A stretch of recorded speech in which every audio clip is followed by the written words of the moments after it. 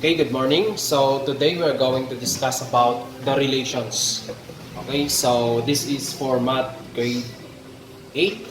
So today we are going to tackle the relations. Okay, so let us define first what is relation. So relations is a set of ordered pairs. It involves the association of an object, individual, place, things, etc. with another object's individual, place, things, and etc.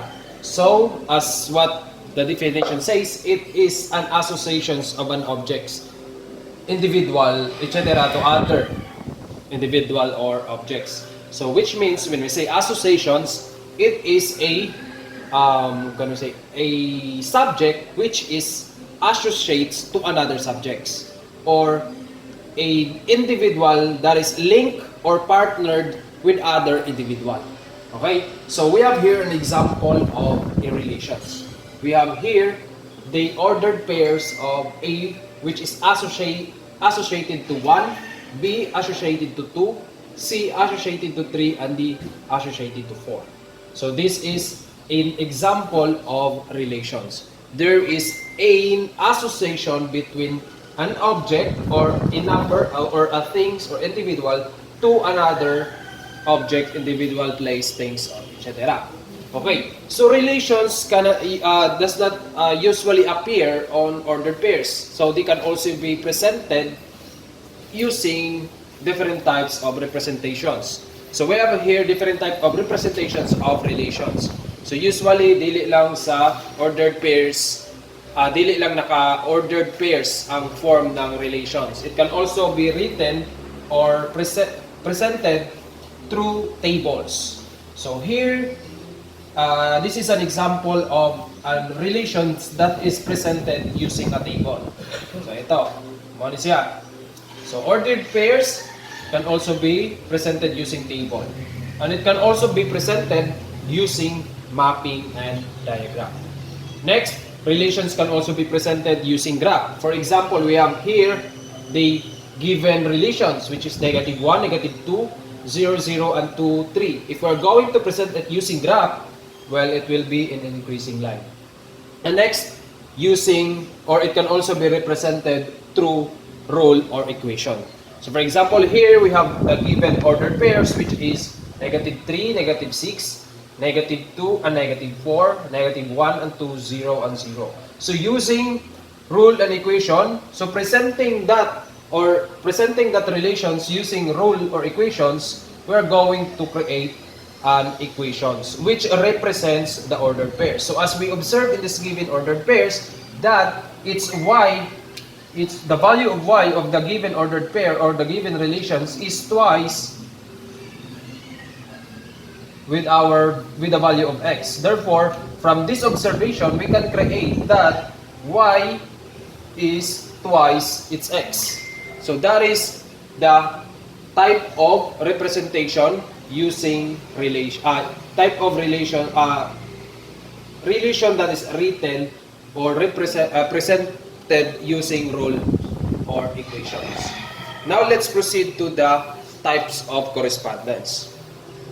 Okay, so as long as there is a correspondence between the two sets, then we can say that the situation is a relation. So a relation may be classified according to its types of correspondence. So there are 3 types of correspondence that we are going to discuss. So let's start first with the first type of correspondence, which is the one-to-one correspondence. So what is one-to-one correspondence? Okay, so the first type of correspondence is the one-to-one correspondence. So what is a one-to-one correspondence? So according to the definitions, one-to-one correspondence is a correspondence if every element in the first set is mapped to a unique element in the second set. So we have here a word, unique. So when we say unique, the first set must be partnered or associates or mapped to a unique element in the second set. So unique, which means to exactly one element. Okay? To a element na walay kapareha. Okay? With the other element in the first set. So let us have here an example. The correspondence, so example, the best example of this one-to-one correspondence is the correspondence between the student and its ID number. So for example, we have here student Frank, student Julia, and student Sheila. And the ID number of Frank is, for example, we have 0118, Julia is 0119, while Sheila is 0110.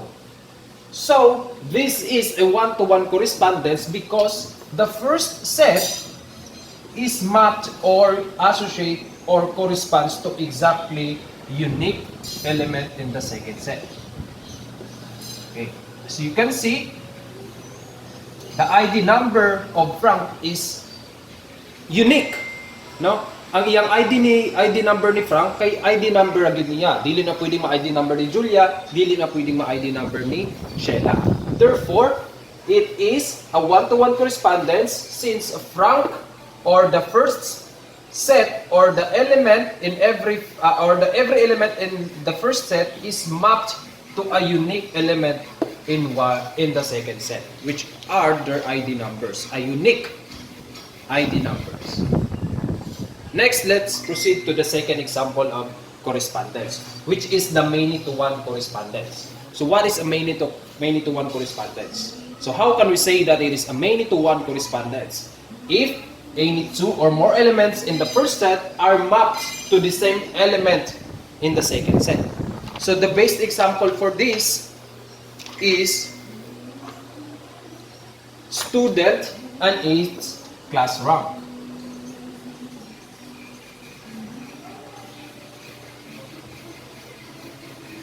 For example, we have student Frank, student Julia, and student Sheila, and the class rank which we have what? First and second.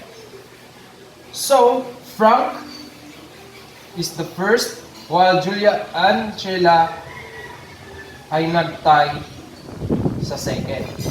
So, nagtay sila sa second. So, this relation is an example of many-to-one correspondence. Why?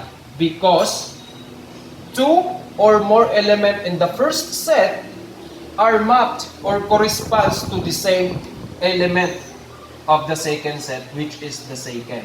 So, ang duha, si Julia ug Sheila, parehong second.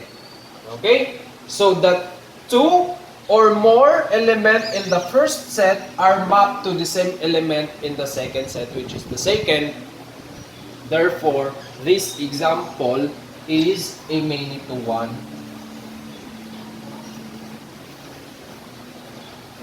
correspondence.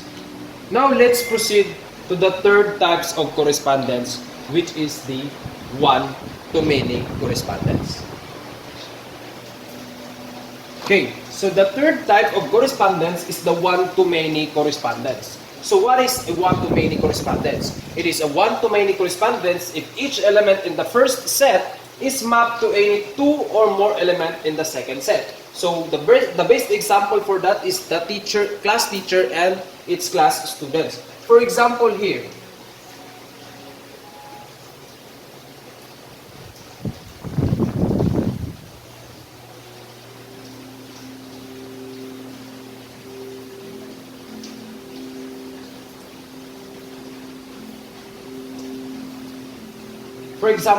in this relation, we have here Mr. Libardos, which corresponds or his students are where Julia, Frank, and Sheila, while Mr. Sirna's students are Alona, Kirby, and Ella.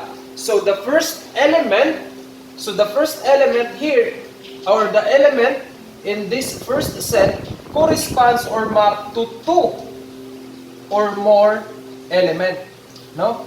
Usa nga teacher, daghan siyang estudyante, no? Si Julia, si Frank, si Sheila ay iyahang estudyante. So one element in the first set, one element mapped or corresponds to two or more student. Just like here, Mr. Serna, which corresponds to two or more students. So that is what we call the one-to-many correspondence. Okay, so I hope you are now understand the relations, each type of correspondence, as well as the types of representation of the relation. So for the next topic, I will going to discuss the functions. But that okay. So let's continue our topic. So since we have already done with our with the topic relations, now let's proceed to the functions. So first, let us define what is function. So function is a relation in which element in the first set corresponds to exactly one element in the second set. So take note of the definition. It is a relation in which element in the first set corresponds to exactly one element in the second set. So I have here examples of relations. Now we are going to determine it first. What type of correspondence are these examples? Then after that, we are going to identify if these examples are functions or not. So let's take this example number 1. So we have here a relation between student and a class number.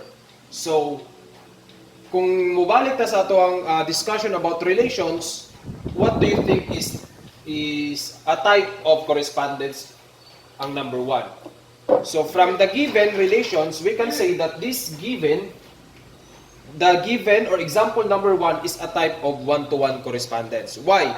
Because its element or every element of its first set corresponds to a unique element of the second set. Okay, unique. So walay kapariha. So elements, the elements in the first set corresponds to the set or to the unique element of the second set. While the example number 2 is that upon observation we can say that the type of correspondence or is the number 2 is a many to one correspondence. Why? Because as you can observe, the element of set A, which is the student, the element of set A corresponds to the element of the set B, or the two or more element of set A corresponds to exactly one element of set B. So kung ato makita dire, ang duha ka element which is the student Carla Maria, which corresponds to the section rows. So from many, two or more, to one element in the second set or in the set B. Next, example number 3. So, in the number 3, as you can observe, it is not written in diagram or mapping. It is written using the ordered pairs. So, since we have different representation of relations, so it is okay to write it in ordered pairs since it is one of the types of presentation of the relations. So, based from this example, in number 3, we can say that this is a type of a one to many, a many to one relation also. This is a correspondence, one to many relation. Since the first set or the two sets or any two or more sets of the set A corresponds to exactly one element in the set B, which is 2 and 3 corresponds to the same element of set B, which is 3. So it is a type of many to one correspondence. Next, the example number 4, we have here the correspondence or the relation between X and Y, where we have 1 corresponds to 3 and 4, and 2 corresponds to -1, while 3 corresponds to -1 and -2. So what type of correspondence is this example? So this is a one-to-many correspondence because one element in set A corresponds to two or more elements in set B. Okay, then number 5, we have here the correspondence between section and student. So we have here the element of set A, which is the section Pearl and section J. While the elements of set B, we have the names of the students. And section Pearl corresponds to the students who are Anna, Marie, and Ella. While J corresponds to students Steve, Josh, and Ronald. So therefore, what type of correspondence is this? So one element to many, it is a one-to-many correspondence. While in number 6, it is a type of, we have here, first element, element of the first set corresponds to